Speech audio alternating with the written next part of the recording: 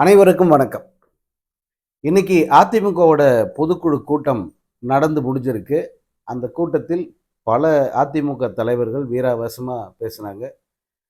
ஆ, எடப்பாடிக்கு அவங்க எந்த அளவுக்கு உறுதுணையா நிப்போம். எடப்பாடி பக்கத்துல நம்ம எப்பவுமே அவர் கரத்தை வலுப்படுத்துவோம். ஆ, இந்த கட்சியில போய் சேருவோம், அந்த கட்சியில போய் சேருவோம்னு எல்லாரும் அந்த ஜோசியம் சொல்றாங்களே, அதெல்லாம் நடக்காது. அப்படிங்கிறதெல்லாம் ரொம்ப உறுதியா பேசினாங்க. குறிப்பா சி.வி. சண்முகம் பேசுனது ரொம்ப நல்லா இருந்தது. தினமும் சாயந்தரமானா 4 பேர் உட்காந்துடுறாங்க. இந்த 4 பேர் 4 விதமா பேசுவாங்கன்றாங்களே, அந்த மாரி நம்ம பத்தியே 4 விதமா பேசிக்கிட்டு இருக்காங்க. அப்படின்னு அந்த அன்றாட அந்த தினசரி அ தொலைக்காட்சி விவாதங்கள் இருக்கே, அத ஒரு புடி புடிச்சாரு. அதேபோல பல தலைவர்களும் அத பத்தி கடுமையா தான் விமர்சனம் பண்ணாங்க. அவர்களுடைய விமர்சனம் ஒரு விதத்தில் நியாயமானது தான். கடைசியா அ அதிமுக பொதுச் செயலாளர் எடப்பாடி பழனிசாமி அவருடைய 1 மணி நேர பேச்சு. இன்னைக்கு அந்த கூட்டத்தில ஹைலைட் அவருடைய பேச்சு தான். அந்த தொண்டர்களுக்கு ஒரு நம்பிக்கை அளிக்கிற பேச்சா எடப்பாடி பழனிசாமியின் அந்த உரையை கேட்க முடிந்தது. அதில் பல முரண்பாடுகள் இருக்கு. நமக்கு அதில பல உடன்பாடு இல்லன்னா கூட, ஒரு கட்சியினுடைய தலைவர் அ அதுவும் எதிரணியில் இருக்காரு. எப்படியாவது ஆட்சிய பிடிச்சாக வேண்டிய ஒரு கட்டாயத்தில இருக்காரு. அப்படி இருக்கிற ஒருத்தர் தொண்டர்களுக்கு பெரிய அளவுக்கு நம்பிக்கைய குடுக்கணும். ஏன்னா, அடுத்த தேர்தல்ல நமக்கு வெற்றி வாய்ப்பு சந்தேகம் அப்படின்னு எல்லாரும் சொல்லிக்கிட்டு இருக்கிறபோது, எதிரணி ஆளும் கட்சியா இருக்கிற திமுக மிகப்பெரிய ஒரு வலுவான அணியா இருக்கு அப்படின்னு ஒரு கருத்து நிலவுகிற போது, இல்ல இல்ல நாங்க நிச்சயமா ஜெயிப்போம். எங்களுக்கு மிகப்பெரிய நம்பிக்கை இருக்கு. எங்க கூட்டணியில வலுவான கட்சிகள் எல்லாம் சேருவாங்க. நாங்க 210 தொகுதிகளை வென்று ஆட்சி அமைப்போம் அப்படின்னு சொல்றாரு எடப்பாடி பழனிசாமி. இங்க திமுக 200 தொகுதிகளுக்கு மேல நாங்க ஜெயிப்போம். கண்டிப்பா ஆட்சிய தக்க வச்சுப்போம் அப்படின்னு சொல்லிக்கிட்டு இருக்காங்க தொடர்ச்சியாக. 200 வெல்வோம் 200 அதுதான் அவங்களுடைய அ முழக்கமா இருக்கு. இங்க எடப்பாடி ஒரு இப்ப அவர் சொல்றாரு. ஆனா, அதற்கான சாத்தியக்கூறுகள் இருக்கா அப்படின்னு நம்ம பார்க்கணும். எடப்பாடி அவருடைய கான்ஃபிடென்ட் ஒரு பக்கம். அதேபோல அதிமுக மீது மக்களுக்கு அந்த நம்பிக்கை, அதேபோல அதிமுகவை அரவணைக்கிற அந்த மனப்பான்மை இன்னும் இருக்கு அப்படின்னு அவர் நம்புறார். அதனுடைய விளைவு தான் இன்றைய கூட்டத்தில் அவரது பேச்சு. இந்த கூட்டணியில் இருக்கிற அதிமுக கூட்டணியில் இருக்கிற மேஜர் பார்ட்னர்ன்னு பார்த்தா பாஜக மட்டும் தான். இப்போ வரைக்கும் அவங்க 2 பேரும் தான் கூட்டணி. வேற யாருமே எந்த கட்சியுமே இன்னும் வரல. எடப்பாடி பழனிசாமி விஜய்க்கு ஒரு சிக்னல் குடுத்து பார்த்தார். பட் விஜய் அத கண்டுக்காம கடந்து போயிட்டான். அது மட்டும் இல்ல, அதிமுகன்றது ஒரு கட்சியே இல்ல. அவர்கள்லாம் ஒரு பொருட்டே இல்ல. நான் திமுக தான் எனக்கு நேரடியான போட்டி. திமுகவுக்கும், தவைகாவுக்கும் தான் போட்டி அப்படின்னு அவன் ஒவ்வொரு கூட்டத்திலும் ஒரு நேரேட்டிவ் செட் பண்றதுல உறுதியா இருக்கான். அத கிட்டத்தட்ட அது நிஜமாயிடும் போல தெரியுது. ஏன்னா, இருக்கிற இந்த ஊடகங்கள் பெரிதுபடுத்துகிற விதம் அப்படி இருக்கு. அவங்க பாருங்க, எல்லா இடத்துலயும் திமுக உடனே விஜய கொண்டாந்து முன்னாடி நிப்பாட்டுறாங்க. எடப்பாடி பழனிசாமி பின்னுக்கு தள்ளுறது யாருன்னா, இந்த ஊடகங்கள் தான். அதனால அதை ஒரு அதெல்லாம் கிடையாதுப்பா. நாங்க தான் பிரதான எதிர்க்கட்சி. நாங்க தான் திமுகவுக்கு எதிர் அப்படிங்கிறத நிறுவுகிற வகையில் எடப்பாடி பழனிசாமியினுடைய பேச்சு அமைந்தது. அந்த பேச்சில் அவர் முன்வைத்த கருத்துக்கள் எல்லாமே அந்த தொண்டர்களுக்கு உற்சாகம் அளிக்கக்கூடியதா தான் இருந்துச்சு. இதுல எடப்பாடி பழனிசாமி திமுகவின் ஊழலை பட்டியல் போட்டார் இன்னைக்கு. ஏகப்பட்ட அ அமைச்சர்கள் அத்தனை பேர் மீதும் ஏதோ ஒரு வகையில் ஒரு வழக்கு இருக்குன்றத அவரு சுட்டிக்காட்டுறார். அது தங்கம் தென்னரசா இருந்தாலும் சரி, ராஜகண்ணப்பனா இருக்கட்டும், கே.என். நேருவாகட்டும், இன்னும் அனிதா ராதாகிருஷ்ணன், இன்னும் நெறைய பேரு. அத்தனை அமைச்சர்கள் மீது ஒரு ஊழல் குற்றச்சாட்டை அவர் முன்வைக்கிறாரு. அது அண்ணாமலை முன்வைத்த குற்றச்சாட்டு அல்லது இடி முன்வைக்கிற குற்றச்சாட்டு எல்லாம் சேர்ந்தது. எனக்கு அந்த நேரத்தில் ஒரு விஷயம் ஞாபகத்துக்கு வந்தது. கடந்த தேர்தலின் போது இப்ப முதல்வரா இருக்கிற மு.க. ஸ்டாலின், அன்னைக்கு அவர் எதிர்க்கட்சி தலைவரு.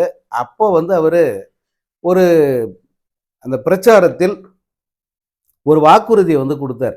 நாங்க ஆட்சிக்கு வந்தா அதிமுகவின் ஊழல்களை விசாரிப்பதற்கென்றே தனி வாரியத்தை அமைப்பேன், தனித்துறையை அமைப்பேன். அன்றாடம் அங்க இவர்களுடைய ஊழல் அந்த குற்றச்சாட்டுகள் வந்து விசாரிக்கப்படும், சம்பந்தப்பட்ட அமைச்சர்கள் நிச்சயமாக சிறைக்கு அனுப்பப்படுவார்கள் அப்படின்னு ரொம்ப உறுதியா சொன்னார். நான் உண்மையிலேயே அது ரொம்ப நம்புனேன். ஏன்னா கண்டிப்பா வந்து அந்த ஆட்சியில் அந்த 10 ஆண்டு கால அதிமுக ஆட்சியில் அவர்களுடையது ஊழல்கள்ங்கிறது கொஞ்சம் நஞ்சம் இல்ல. ஒவ்வொருத்தரும் அந்த அதிலயும் இப்போ இவ்வளோ பேசினார் எடப்பாடி பழனிசாமி. அவர் மீதும், அவரது குடும்பத்தினர் மீதும் அ சுமத்தப்பட்ட குற்றச்சாட்டுகள் வந்து மிகப்பெரிய அளவுக்கானவை. அதுவும் அந்த 7,000, 8,000 கோடி ஊழல் அப்படின்னு அப்போ சொன்னாங்க. அதேபோல மற்ற அமைச்சர்கள், அந்த அமைச்சரவையில் இருந்த பலர் விஜயபாஸ்கர், வேலுமணி, தங்கமணி இப்படி பல அமைச்சர்கள் மீது மிகப்பெரிய ஊழல் புகார்கள் வந்து இருந்துச்சு. அப்போ இதெல்லாம் விசாரிக்கப்படும். இவர்கள் எல்லோருமே வந்து ஏதோ ஒரு வகையில் தண்டனை பெறுவார்கள் அல்லது மக்கள் மத்தியில் அம்பலமாவார்கள். அப்படித்தான் எல்லாரும் எதிர்பார்த்தோம். ஆனா இந்த அரசு, மு.க. ஸ்டாலின் அரசு செய்ய தவறிய மிகப்பெரிய ஒரு அ விஷயம் எதுன்னா, இந்த ஊழல் குற்றச்சாட்டுகள விசாரிக்காம விட்டது. அதேபோல இந்த ஊழல் அமைச்சர்களை அப்படியே வந்து ஒரு அவங்கள ஃப்ரீயா வந்து நடமாட விட்டது. உண்மையில அந்த குற்றச்சாட்டு இருந்ததுனால தானே வந்து நீங்க விசாரணை ஆணையம் வைக்கிறோம் அல்லது ஏதோ ஒரு வாரியம் அமைக்கிறோம்னு சொன்னீங்க. நீங்க அத அமைச்சு, அத பண்ணியிருந்தீங்கன்னா, இப்ப எடப்பாடி பழனிசாமி உங்க மேல இவ்வளோ பெரிய குற்றச்சாட்டுகள சுமத்துறார். நான் முதல்வராக வந்தால், அதிமுக ஆட்சி அமைச்சா, அன்னைக்கு திமுக என்ன சொல்லுச்சோ, அத வந்து இப்ப எடப்பாடி சொல்றார். அப்போ அந்த அளவுக்கு இந்த அரசு வீக்கா இருக்கா? அப்படிங்கிற ஒரு மனநிலை, ஒரு கருத்து வந்து மக்கள் மத்தியில பரவறதுக்கு இப்ப வாய்ப்பு ஏற்பட்டிருக்கு. அரசு வந்து அதை இப்ப இருக்கிற இந்த திமுக அரசு இதை கவனத்துல வச்சுக்கிறதுக்கு இது ஒரு வாய்ப்பு. ஒரு வகையில ஐ ஓப்பனர்ன்னு வச்சுக்க வேண்டியது தான். ஏன்னா, எடப்பாடி பழனிசாமி இவ்வளோ தூரம் உறுதியா சொல்றாரு. இத்தனை பேர் மேல இவ்வளோ குற்றச்சாட்டு இருக்கு. நான் வந்தா இவங்களெல்லாம் விசாரிச்சு ஜெயிலுக்கு கம்பி எண்ண வைப்பேன் அப்படிங்கிறார். இத சொன்னது முதல்ல யாரு? மு.க. ஸ்டாலின். ஆக இப்போ இந்த எடப்பாடி பழனிசாமி இப்போ சொல்றாரு, அந்த இடத்துக்கு வந்து திமுக வந்துருச்சா அப்படின்னு ஒரு கேள்வி இருக்கு. முக்கியமான இந்த பொதுக்குழுவுல முக்கியமான ஒரு விஷயம் என்னன்னா, எல்லோருமே சொன்னாங்க, அவரு அமித்ஷாவ போய் பன்னீர்செல்வம் பார்த்துட்டாரு. விஜய் கூட போயிட்டு செங்கோட்டையன் இணைஞ்சிட்டாரு. இன்னும் இப்படி அதிமுகவில் பல தலைவர்கள் ஊசலாட்டத்தில் இருக்காங்க. அதிமுக கலகலத்து போயிரும். தேர்தலுக்குள்ள அது பொடபொடன்னு விழுந்துரும் அப்படின்னு தான் எல்லாரும் சொல்லிட்டு இருந்தாங்க. ஆனால் செங்கோட்டையன் போனது ஒரு விஷயமாவே வந்து இங்க அவங்க பேசல. அதேபோல பன்னீர்செல்வத்தை அவங்க துரோகி அப்படிங்கிறதுல உறுதியா இருக்காங்க. அவர் தனி கட்சியாவது ஆரம்பிக்கட்டும். அல்லது யார் கூட வேணாலும் சேர்ந்துக்கிட்டு எங்களுக்கு அதை பத்தி கவலை இல்ல. எங்க கூட அவர் வரக்கூடாதுன்றதுல அவங்க இப்போதும் உறுதியாக இருப்பது அவங்களுடைய பேச்சிலிருந்து தெரியுது. குறிப்பா எடப்பாடி பழனிசாமி வந்து மீண்டும் இவர்களெல்லாம் ஒருங்கிணைக்கிறது அப்படிங்கிற பேச்சுக்கே இடம் இல்ல. இந்த தேர்தல் என் தலைமையை ஏற்றுக்கொண்டு என்னோடு இப்ப யாரெல்லாம் இருக்காங்களோ அவங்களுக்கும் அவங்களோட சேர்ந்து கைகோர்க்க வருகிற கூட்டணி கட்சிகள் இவங்களும் சேர்ந்து தான் நாங்கள் வந்து இந்த எலெக்ஷனை ஃபேஸ் பண்ண போகிறோம். மற்ற யாருமே எங்களுக்கு தேவையில்லை. ஓபிஎஸ், டிடிவி, சசிகலா இவங்க யாருமே தேவையில்லைங்கிறதுல அவங்க தெளிவாக இருக்காங்க. ஆனால் இந்த பொதுக்குழு ஆரம்பிக்கிறதுக்கு முன்னாடி சில பத்திரிகையாளர்கள் தொலைக்காட்சி விவாதங்களில் தொடர்ச்சியாக சொன்னது என்னன்னா, கண்டிப்பாக எடப்பாடி பழனிசாமி மனநிலையில் ஒரு மாற்றம் வந்திருக்கும் இந்த முறை. அவர் வந்து ஓபிஎஸ்ஸை அவரை மட்டுமாவது சேர்க்கறதுல வந்து ஒரு அவர் ஒரு ஒரு ஒரு இறங்கி வந்துடுவார் அப்படின்னு தான் வந்து பலரும் சொல்லிட்டு இருந்தாங்க. பட் நான் வந்து உறுதியாக சொன்னேன், எடப்பாடி வந்து அவ்வளோ சீக்கிரம் அதுக்கெல்லாம் ஒத்துக்க மாட்டார். அது வேற ஏதாவது ஒரு வடிவில் இதை வந்து சரி பண்ணணும்னு தான் வந்து பாஜக நினைக்குமே தவிர எடப்பாடியை சமாதானப்படுத்தி ஓபிஎஸ்ஸை கொண்டு போய் சேர்த்துட முடியும் அப்படின்னு வந்து அவங்களுக்கும் கூட நம்பிக்கை இருக்காதுன்னு நான் சொல்லியிருந்தேன். கிட்டத்தட்ட இன்னைக்கு அதுதான் உண்மை ஆகியிருக்கு. ஸோ எடப்பாடி தன் நிலையில் அப்படியே நிற்கிறார். கூடவே வந்து இந்த தேர்தல் அதிமுக தான் வந்து பிரதான கட்சி.